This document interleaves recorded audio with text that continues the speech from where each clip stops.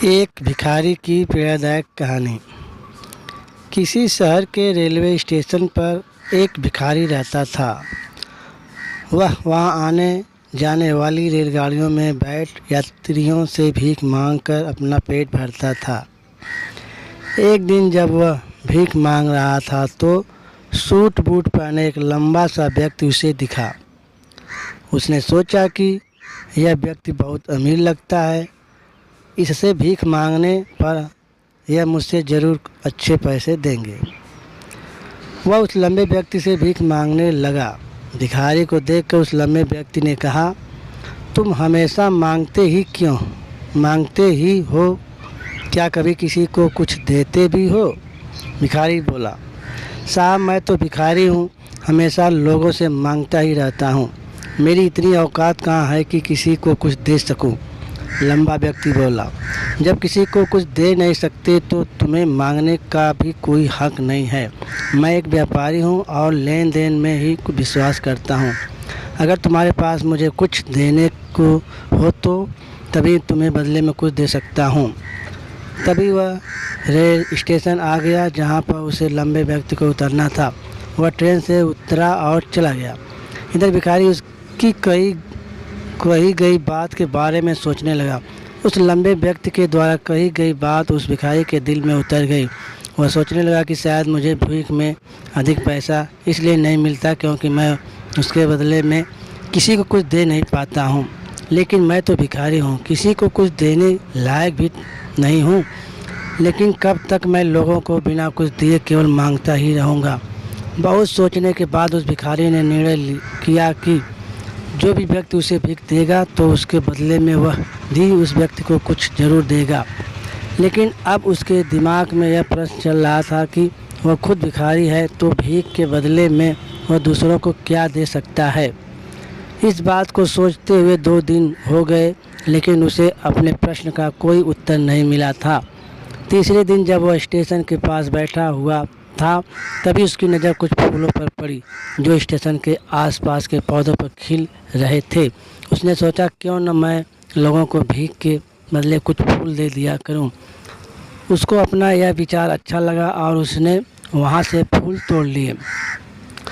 अब वह ट्रेन में भीख मांगने पहुंचा। अब जब भी कोई उसे भीख देता तो उसके बदले में वह भीख देने वालों को कुछ फूल दे देता। उन फूलों को लोग खुश होकर अपने पास रख लेते थे। अब भिखारी रोज़ फूल तोड़ता और भीख के बदले में उन फूलों को लोगों में बांट देता था। कुछ ही दिनों में उसने महसूस किया कि अब उसे बहुत अधिक लोग भीख देने लगे हैं।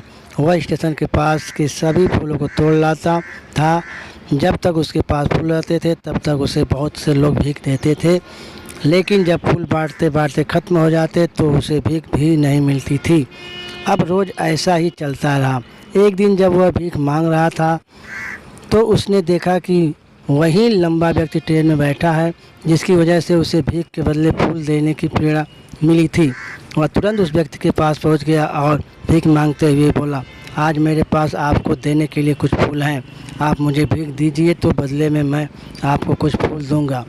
उस लंबे व्यक्ति ने उसे भीख के रूप में कुछ पैसे दे दिए और भिखारी ने कुछ फूल उसे दे दिए।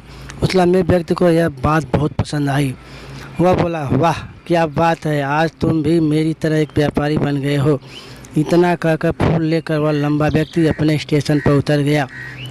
लेकिन उस लंबे व्यक्ति के द्वारा कही गई बात एक बार फिर से उस भिखारी के दिल में उतर गई।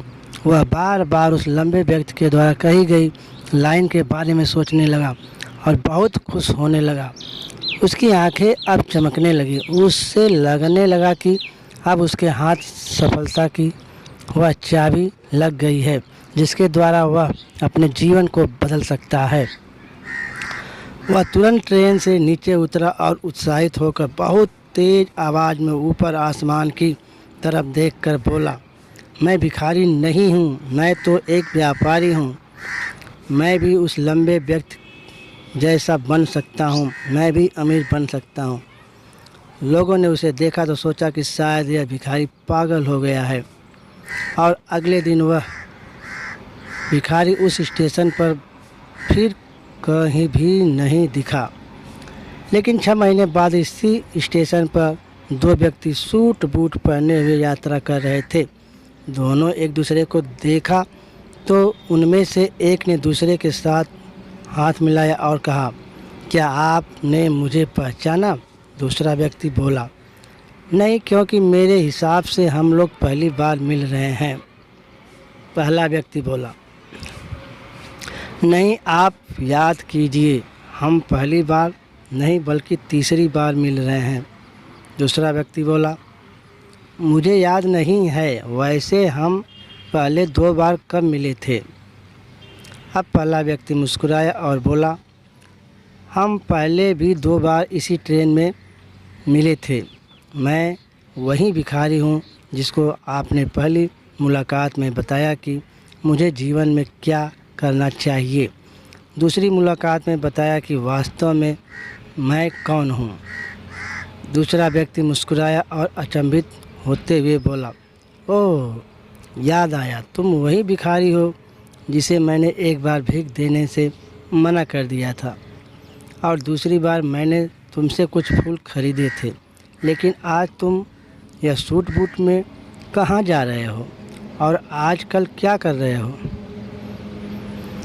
तब पहला व्यक्ति बोला, हाँ, मैं वही भिखारी हूँ, लेकिन आज मैं फूलों का एक बहुत बड़ा व्यापारी हूँ और इसी व्यापार के काम से ही दूसरे शहर जा रहा हूँ।